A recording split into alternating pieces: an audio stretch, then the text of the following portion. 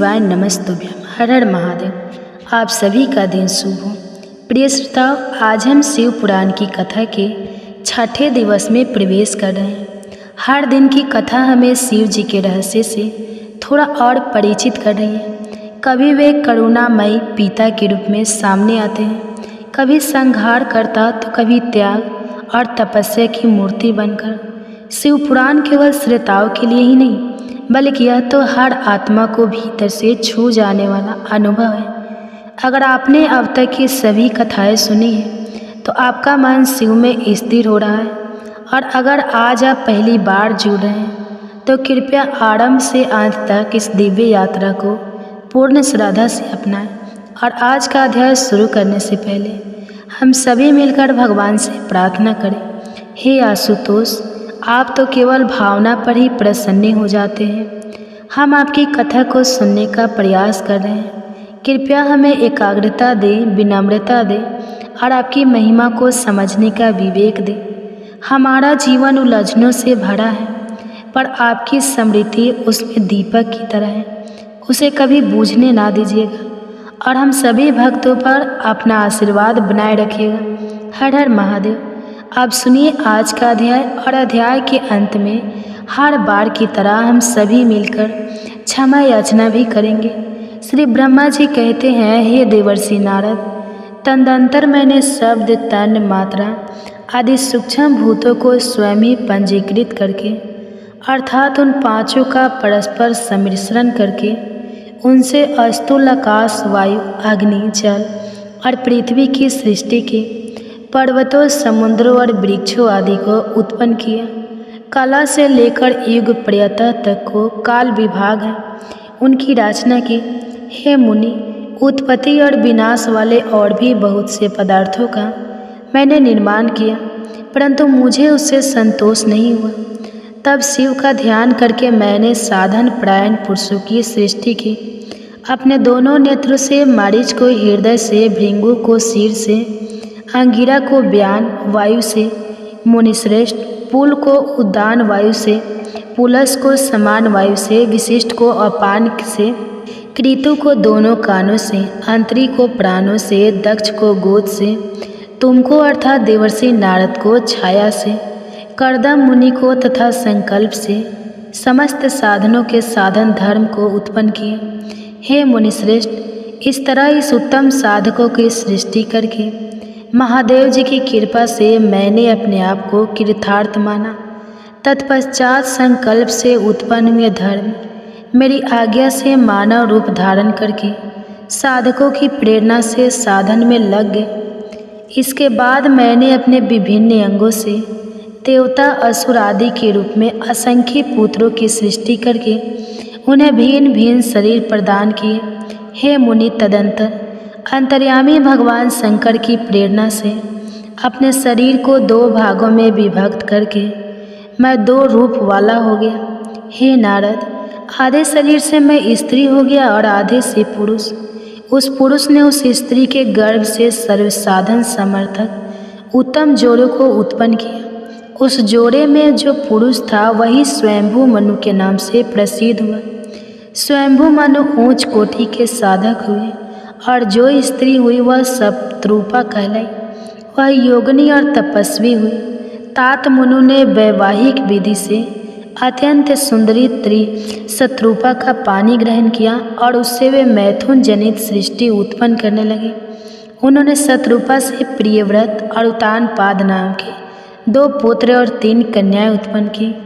कन्याओं के नाम से आकुति, देवती और प्रस्तुति। मनु ने आकुति का विवाह प्रजापति रुचि के साथ किया। मंजली पुत्री देवभूति कर्दम को ब्याह दी, और उत्तानपाद की सबसे छोटी बहन प्रसूति प्रजापति दक्ष को दे दी। उनकी संतान परंपराओं के समस्त चराचर जगत व्याप्त है। रुचि से आकृत के गर्भ से यक्ष और दक्षिणा नामक स्त्री पुरुष का जोड़ा उत्पन्न हुआ। यक्ष के दक्षिणा से 12 पुत्र हुए।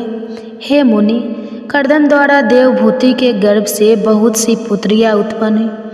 दक्ष के प्रसूति से 24 कन्याएं हुई। उनमें से श्राद्धा आदि 13 कन्याओं का विवाह दक्ष ने धर्म के साथ कर दिया। मुनीश्वर धर्म की उन पत्नियों के नाम भी सुनो। श्रद्धा, लक्ष्मी, धति, दृष्टि, पुष्टि, मेधा, क्रिया, बुद्धि, लज्जा, वसु, शांति, सिद्धि और कृति, यह सब 13 हैं। इनमें छोटी सी जो शेष 11 सुलोचना कन्याएं थी, उनके नाम भी इस प्रकार हैं: ख्याति, संति, सबुति, समृति, प्रीति, क्षमा, सन्नति, अनुसुईया, ऊर्जा, स्वाहा तथा स्वधा। भृंगु, शिव, मारीच, अंगिरा, मुनि, पुलस्त्य, पुला, पुनिश्रेष्ठ, कृतु, अति विशिष्ट, अग्नि और पितरों ने क्रमशः इन ख्याति आदि कन्याओं का पानी ग्रहण किया। भृंगु आदि मुनि श्रेष्ठ साधक हैं। इनकी संतानों से चराचर प्राणी सहित सारी त्रिलोकी भरी हुई है। इस प्रकार अंबिकापति महादेव जी की आज्ञा से अपने पूर्व कर्मों के अनुसार बहुत से प्राणी असंख्य श्रेष्ठ द्विजय के रूप में उत्पन्न हुए। कल्पभेद से दक्ष के 60 कन्याएं बताई गई हैं। उनमें से 10 कन्याओं का विवाह उन्होंने धर्म के साथ किया।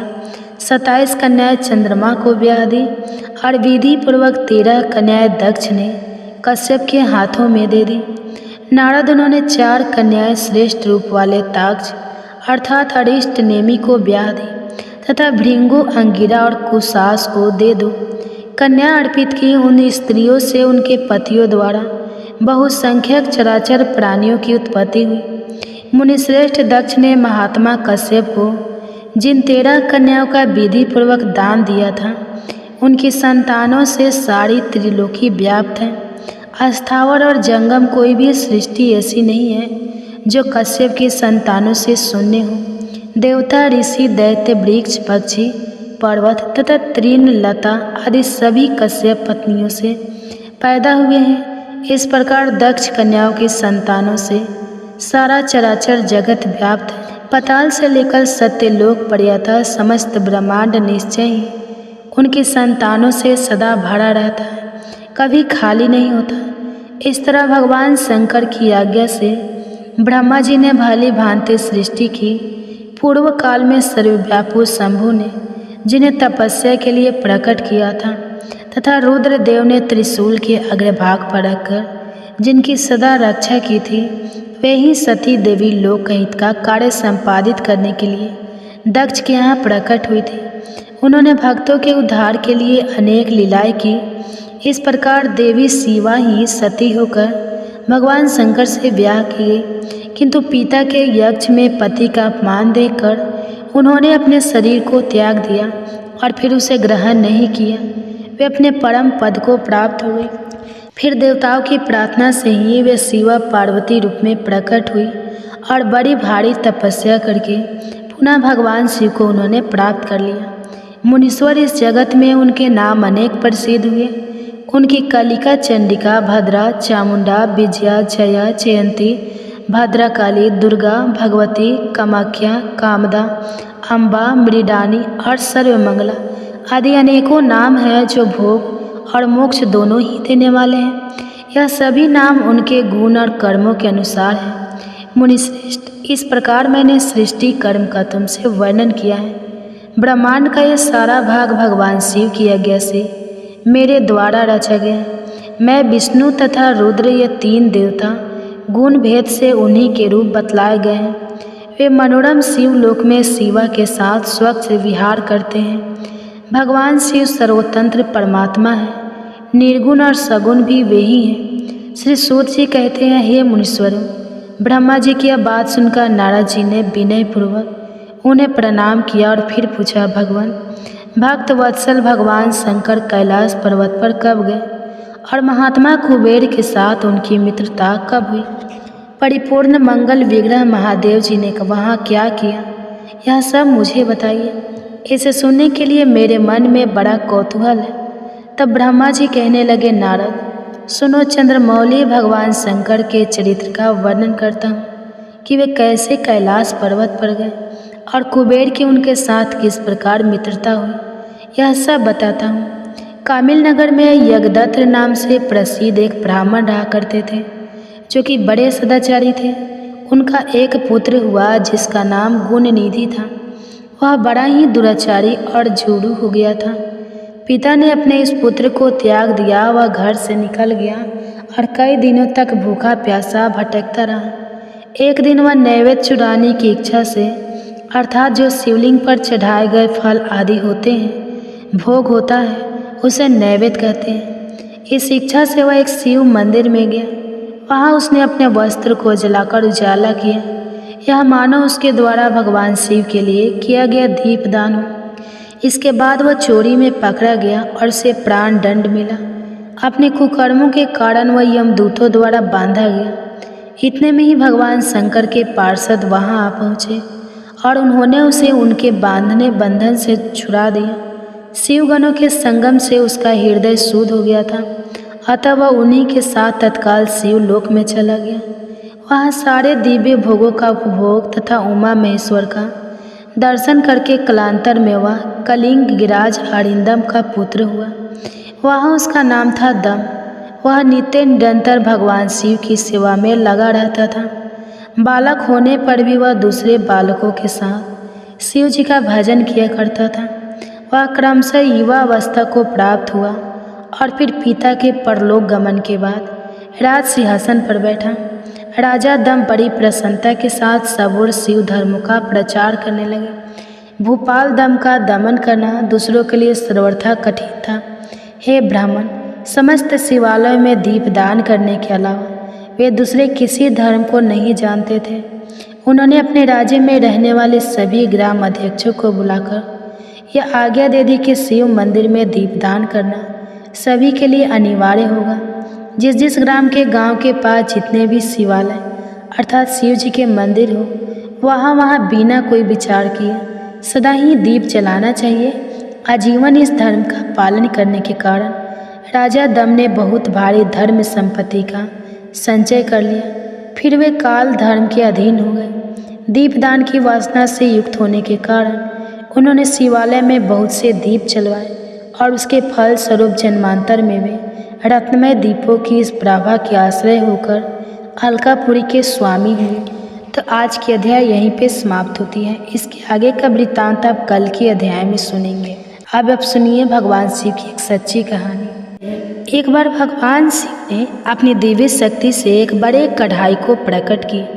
कढ़ा जिसमें हम भोजन पकाते हैं और जिसे हम कढ़ाई कहते हैं। तो अब भगवान शिव कढ़ाई को प्रकट करके उसे एक तरफ रखकर ध्यान में मग्न हो गए। इतनी देर में माता पार्वती स्नान करके भगवान शिव के समक्ष आती हैं और आकर उन्होंने क्या देखा कि भगवान शिव के सामने एक बड़ा सा भारी भरकम काढ़ा रखा हुआ है और उसी के सामने भगवान शिव ध्यान मग्न बैठे हुए हैं।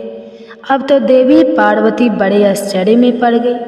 अब वे महादेव के ध्यान से बाहर निकलने की प्रतीक्षा करने लगे।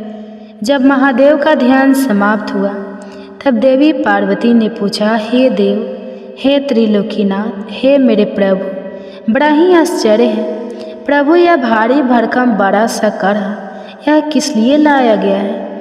इससे पहले कि माता पार्वती आगे कुछ पूछती, भगवान शिव मुस्कुराते हुए बीच में बोले, देवी, हे पार्वती, आप इस कढ़ाई को देखकर इतना आश्चर्य मत कीजिए, क्योंकि आप हर दिन कोई ना कोई प्रश्न लेकर हमारे सामने प्रस्तुत हो जाती हैं और जब मैं उसका उत्तर देता हूँ और कहानी सुनाकर आपका मन बहलाता हूँ तभी आपको संतुष्टि होती है। इसलिए देवी आज हमने इसी का प्रबंध किया है।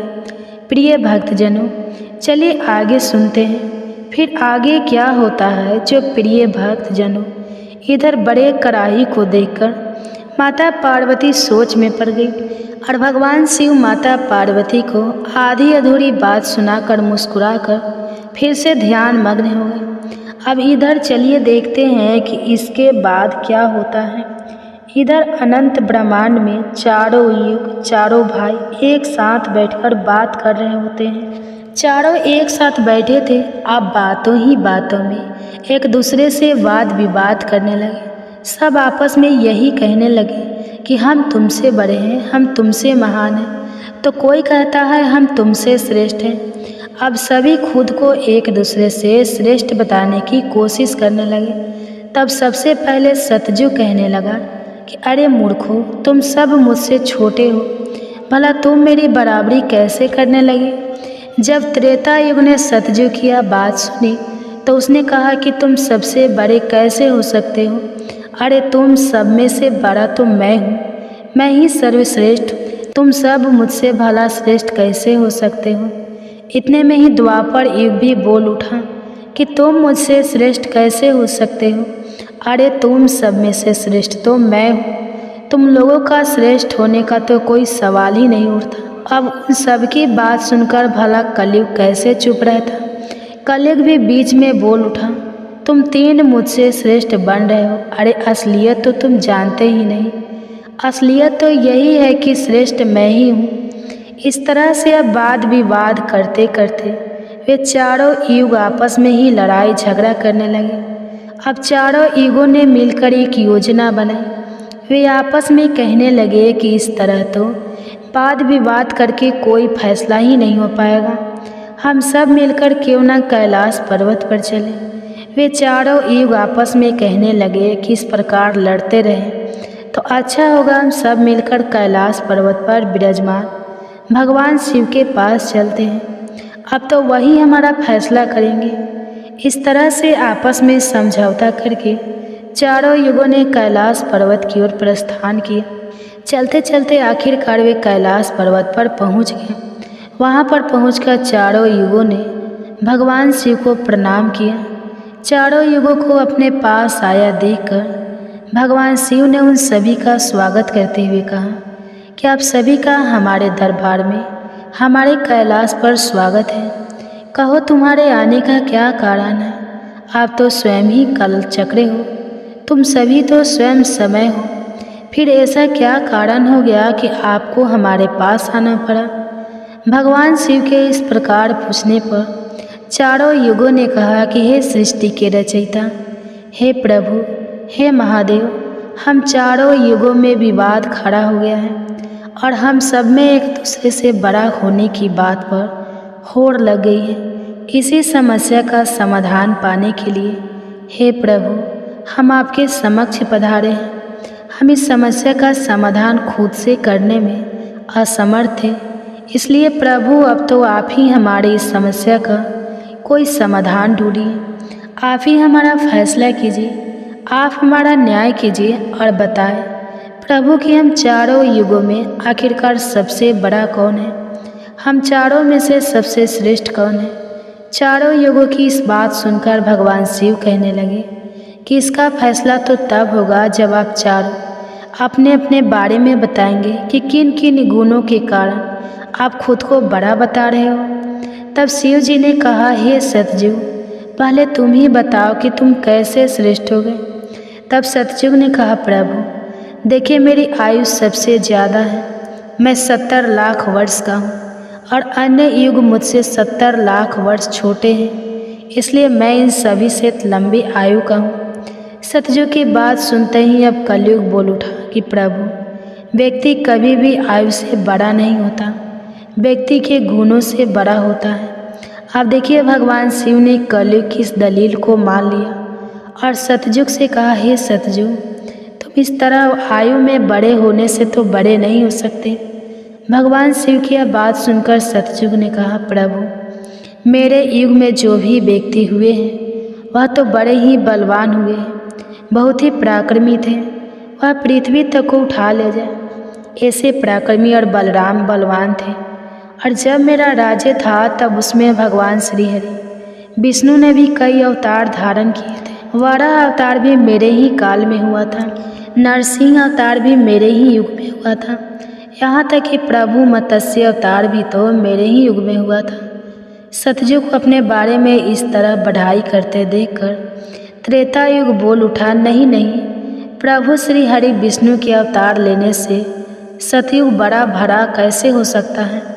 प्रभु मर्यादा पुरुषोत्तम भगवान श्री रामचंद्र जी का अवतार तो मेरे ही युग में हुआ था। उन्होंने संसार को मर्यादा और धर्म पालन सिखाया। रावण जैसे महापंडित और कुंभकर्ण जैसे महान बलवान भी तो मेरे ही शासन काल में हुए थे।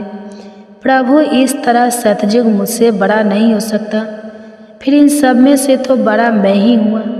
बस फिर क्या था, जब यह बातें द्वापर ने सुनी तो द्वापर एक महादेव से बोल उठा, हे महादेव, हे प्रभु, यह दोनों बड़े बन रहे हैं, किंतु यह दोनों बड़े कैसे हो सकते हैं? आप देखिए ना प्रभु, आप तो जानते ही हैं, जब मेरा शासन काल आया तो मेरे ही तो शासन काल में भगवान श्री कृष्ण ने अवतार लिया था और जो 16 कलाओं से संपन्न थे, परिपूर्ण थे, पर ब्रह्मा थे, उन्होंने ऐसा विराट रूप दिखाया जो कभी स्वयं भगवान विष्णु ने भी नहीं दिखाया था। इसलिए हे प्रभु, हे भोलेनाथ, यह दोनों योद्धाओं की बात करते हैं तो मेरे शासन काल में भी बड़े बड़े योद्धा द्रोणाचार्य, कर्ण, भीष्म, पितामह, युधिष्ठिर, अर्जुन, भीम, नकुल, सहदेव, कंस आदि ये भी तो मेरे ही शासन काल में हुए थे प्रभु। यहाँ तक कि बलराम जी भी मेरे ही शासन काल में तो हुए थे। अब बताइए प्रभु, मेरे शासन काल में कौन सा योद्धा भला इन योद्धाओं से कम था? इन सबसे तो श्रेष्ठ मैं ही हूँ। तब तक कलिग भी बोल उठा कि प्रभु, मैं इनकी बातें सही मानता हूँ, लेकिन इन तीनों के शासन काल में जो भी योद्धा हुए थे, जो भी अवतार हुए थे, उनमें कई काम चोरियाँ पाई गई थी, और जिनके शासन काल में काम चोरी वाले मनुष्य होते हैं, वे भला श्रेष्ठ कैसे हो सकते हैं? कलयुग कहने लगा, नहीं भगवान, मेरा शासन काल सबसे अच्छा है, क्योंकि मेरा शासन काल तो अच्छी अच्छी और नई नई तकनीकों से परिपूर्ण है। मेरा युग मशीनों का युग है, इसलिए मेरा शासन काल सबसे श्रेष्ठ है। अब भगवान शिव उन चारों युगों की बात को, उनके वाद विवाद को सुनकर मन ही मन विचार करने लगे कि किस प्रकार से इन सब की बातों का फैसला किया जाए और किस युग को श्रेष्ठ साबित किया जाए। वहीं पास में ही जगत जननी माता पार्वती भी भगवान शिव के साथ विराजमान थे, जो कि इन सभी युगों के वार्तालाप को बड़े ही ध्यानपूर्वक सुन रही थी। तभी माता पार्वती महादेव से कहने लगी, हे प्रभु, आप मन ही मन किस बात का विचार कर रहे हैं? अगर आपने इनका फैसला नहीं किया तो यह चारों भाई तो फिर आपस में ही कट मर जाएंगे, आपस में इस तरह की झगड़ा करते रहेंगे प्रभु। इसलिए आपको इनका फैसला तो तुरंत ही करना होगा। अगर इन्होंने ऐसा किया तो सृष्टि का तो काल चक्र ही रुक जाएगा, समय का प्रभाव ही रुक जाएगा। इसलिए हे भोलेनाथ, अब आप ही कुछ कीजिए। माता पार्वती के इस आग्रह को सुनकर महादेव कहने लगे, हे देवी, ठीक है, मैं समस्त युगों की बात मानता हूँ और मैं ही इन चारों युगों की बात का फैसला करूँगा।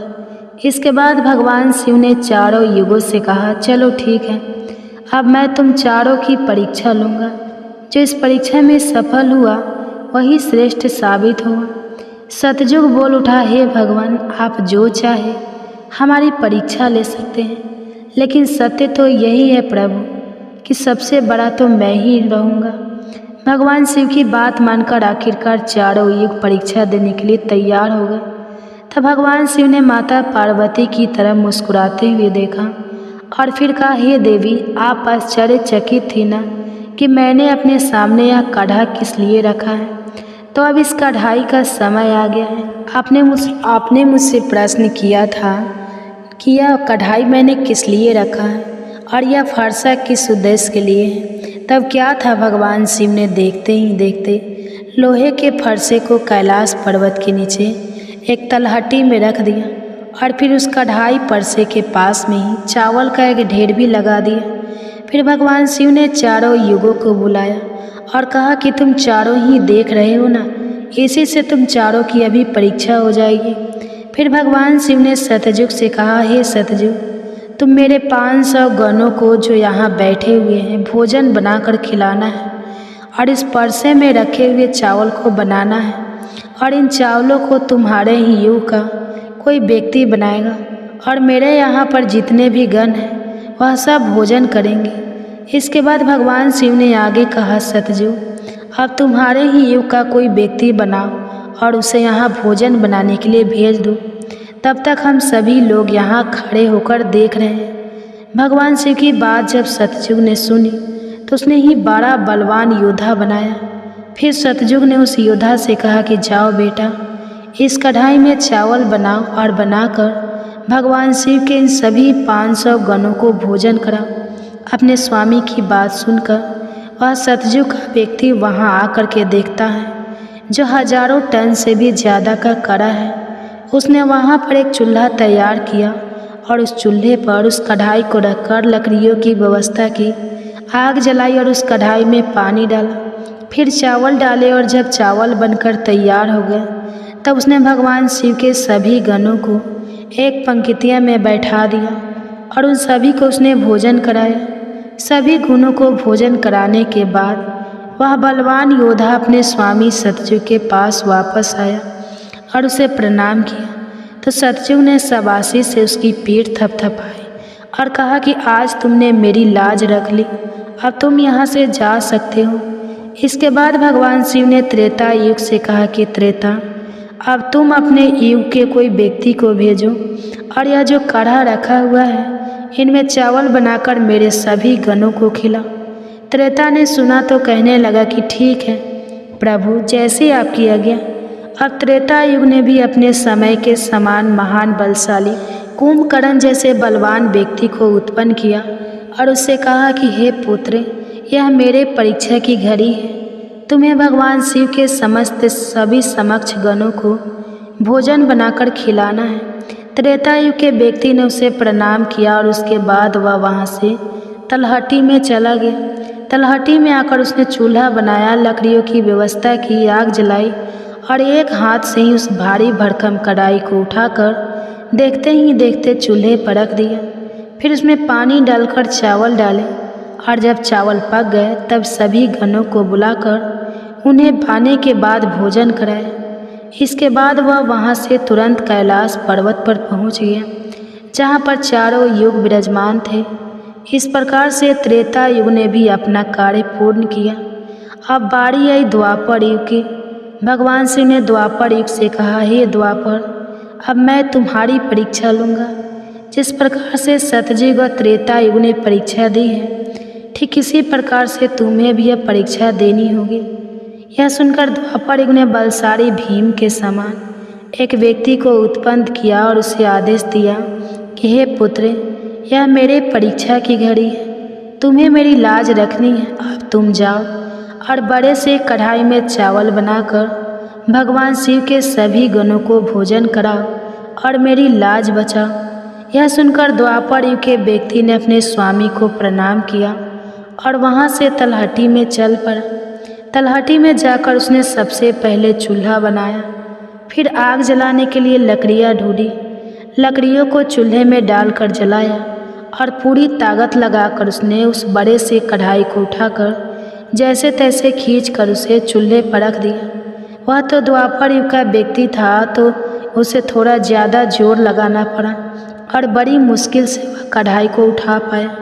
इस प्रकार से द्वापर युग के व्यक्ति ने भी चावल तैयार किए और भगवान के सभी गणों को भोजन कराकर वह फिर अपने स्वामी के पास वापस आया। उसके स्वामी द्वापर युग ने उसकी पीठ थपथपाई और उसे वहाँ से विदा किया। अब बारी आती है कलयुग की।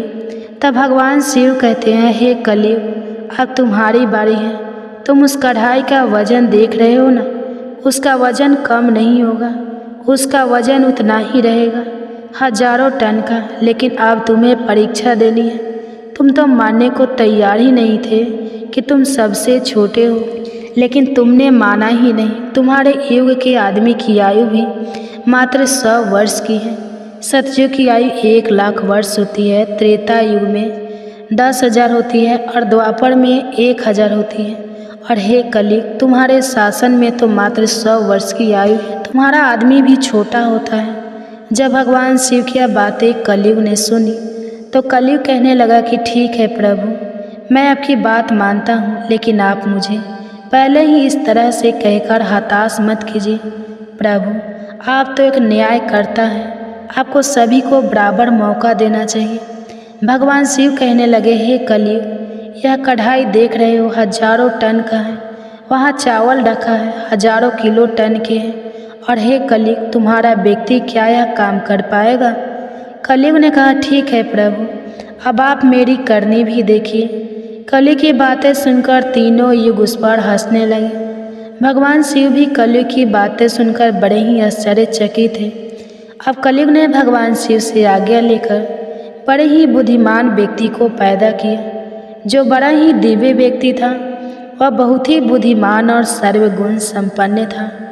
इस तरह के गुणवान व्यक्ति को कलयुग ने पैदा किया और पैदा करने के बाद वह उस व्यक्ति से कहने लगा कि मेरे बेटे, अब तुम ही अपनी शक्ति दिखानी है। कठिन परीक्षा का समय है। यदि तुम इसमें सफल हो गए तो मैं चारों युगों में सबसे छोटा हो जाऊंगा। कलयुग की बात सुनकर वह व्यक्ति अपने महाराज से कहने लगा, हे महाराज, इस एक कढ़ाई की बात करते हैं, आप इसे हजारों कढ़ाई भी अगर मेरे सामने आ जाए तो वह भी मेरे सामने कुछ नहीं है। जब उस कलयुग के व्यक्ति की यह बातें तीनों युगों ने सुनी तो वे उस पर हंसने लगे। अब वे हंस कर आपस में कहने लगे कि आज एक छोटा सा आदमी जिसकी लंबाई मात्र 3 हाथ है, यह भला क्या कर लेगा, जबकि हम युगों की लंबाई तो बहुत अधिक है। प्रिय भक्तजनों, यह बात तो बिल्कुल सत्य है कि सतयुग के लोगों की लंबाई 21 हाथ और त्रेता युग के व्यक्ति की लंबाई 14 हाथ थी और द्वापर युग के व्यक्ति की लंबाई 7 हाथ थी और अब कलयुग के व्यक्ति की लंबाई तो मात्र 3 हाथ ही होती है। तीनों युग अब बड़ी जोर जोर से कलयुग पर हंस रहे थे। इधर कलयुग का आदेश पाकर वह कलयुगी व्यक्ति उस तलहटी में गया। तलहटी में आकर उसने देखा कि कढ़ाई का वजन तो सचमुच बहुत ही ज़्यादा है, इसे मैं आसानी से उठा नहीं पाऊंगी।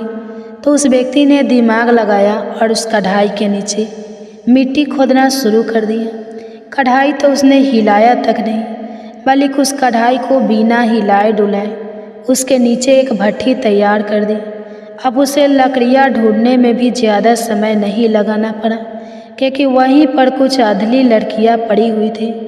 वह कलयुग का व्यक्ति कितना दिमाग वाला था, उसने कुछ भी नहीं किया, कढ़ाई के नीचे भट्ठी खोद दी और उसी में आग जला दी। चावल को कढ़ाई में डाल दिया और चावल में पानी डाल दिया। चावल इस प्रकार पककर तैयार हो गया। तब उसने भगवान शिव के 4 गणों को बुलाया और उन गणों से कहा कि आप मेरा साथ दीजिए और इन चावलों को आपस में परोस लीजिए। यह बात सुनते ही भगवान शिव के 4 हष्टपुष्ट गण चल देते हैं और देखते ही देखते कतार में बैठे सभी शिवगणों को उन 4 विशाल गणों ने चावल परोस दिए। इस प्रकार सभी गणों ने भोजन कर लिया। तब कलयुग के व्यक्ति ने उन 4 गणों से कहा कि अब आप सभी भोजन कर सकते हैं। तब कलयुग के उस व्यक्ति ने उन 4 गणों को भी भोजन कराया, फिर उस कढ़ाई को साफ किया और कढ़ाई को वहीं छोड़ दिया। इस तरह उसका काम भी पूरा हो गया। अब कलयुग का वह व्यक्ति भी अपने स्वामी के पास कैलाश पर्वत पर आ गया और कहने लगा कि हे प्रभु, मैंने आपका काम कर दिया है। कलयुग ने यह सुना तो बहुत खुश हुआ। तब उसने उस कलयुगी व्यक्ति की पीठ थपथपाई, फिर कहा कि हे पुत्र, तुमने बहुत अच्छा काम किया और इस परीक्षा की घड़ी में मेरा साथ दिया। ऐसा कहकर कलयुग ने उस व्यक्ति को वहाँ से विदा कर दिया। इसके बाद कलयुग ने हाथ जोड़कर भगवान शिव से कहा, हे भगवान, अब आप ही निर्णय कीजिए कि हम सब में से बड़ा कौन है। भगवान शिव कहने लगे कि मैंने तुम चारों युगों की बहुत अच्छे से परीक्षा ली। जब सतयुग की बारी आई तो उसने चूल्हा बनाया, उस पर कढ़ाई रखा, आग जलाई, चावल डाला, पानी डाला। फिर चावल पक गए तो उसने मेरे गणों को बिठाकर उसने स्वयं उन्हें भोजन परोसा, उन्हें खिलाया और अपना कार्य पूरा किया। जब त्रेता और द्वापर की बारी आई तो उन्होंने भी बिल्कुल ऐसा ही किया। अब बारी थी कलयुग की। शायद तुमने देखा नहीं कि मात्र 3 हाथ का व्यक्ति, जिसकी बुद्धि देख लीजिए, ये कढ़ाई कितनी भारी भरकम और बड़ी थी। उसकी बुद्धि देखो, उसने उस कढ़ाई में चावल बना दिए जिस कढ़ाई को वह हिला तक नहीं सकता था। और मेरे इतने गण थे, अगर वह व्यक्ति बाल्टियों से चावल परोसता तो शायद वो परेशान हो जाता। अब देखिए उसकी बुद्धि, उसने उतने में ही 4 गणों को अपनी सहायता के लिए बुलाया और उन 4 गणों को भोजन परोसा और स्वयं बैठा रहा। और ऊपर से उसने बिना हाथ लगाए उस कढ़ाई को भट्ठी पर भी रखा था। यह कितना बुद्धिमान व्यक्ति था और इसलिए यह युग भी बहुत बुद्धिमान हुआ। तब भगवान शिव ने उन चारों युगों से कहा कि कलयुग बुद्धिमान व्यक्ति का युग होगा। तुम सब जैसा शासन करते आए हो, चलो ठीक है, तुम सब की धर्म और निष्ठा भी रही है, सभी ने धर्म का अच्छे से पालन भी किया है, चलो ठीक है। लेकिन तुम्हारे युग के व्यक्तियों में बुद्धि का अभाव था, जिन्होंने कभी अपनी बुद्धि का उपयोग नहीं किया। अब देख लो, रावण और कुंभकर्ण जैसे असुर ने भगवान विष्णु के अवतार को ही नहीं पहचाना और अज्ञानता व शून्य से ही युद्ध कर बैठे, और कारण यह हुआ कि वे युद्ध में मारे गए। अगर उन्हें बिल्कुल भी अपनी बुद्धि का प्रयोग किया होता तो उनका इस प्रकार सर्वनाश नहीं होता। इसलिए हे चारों युगों, आने वाले कलयुग के राज्य में ऐसे ही बुद्धिमान व्यक्ति देखने को मिलेंगे। ऐसी ही तकनीक, ऐसी ही मशीनें बनाएंगे जिससे वे बैठे बैठे ही सारा काम कर सकते हैं, बैठे बैठे ही कोई भी काम कर सकते हैं। कलयुग में व्यक्ति एक ही दिन में भगवान को प्राप्त कर लेगा। इस प्रकार से भगवान शिव ने चारों युगों की समस्याओं का समाधान किया और कहा कि कलयुग की सबसे श्रेष्ठ युग है। यह सुनकर चारों युग अपने अपने धाम को संतुष्ट होकर लौट गए। माता पार्वती भी यह सब कुछ देख और सुनकर बड़ी प्रसन्न हुई। उनके मन में उठी जिज्ञासा भी शांत हो चुकी थी और उनका मन भी बहल चुका था। तो प्रिय भक्तजनों, आज की कथा अगर पसंद आई हो तो वीडियो को लाइक कीजिएगा, शेयर कीजिएगा, चैनल को सब्सक्राइब कीजिएगा और कमेंट्स में हर हर महादेव जरूर लिखिएगा। इसी के साथ आज आप हमारे चैनल पर शिव महापुराण की कथा भी जरूर सुनिएगा। तो प्रेम से बोलिए ओम नमः शिवाय।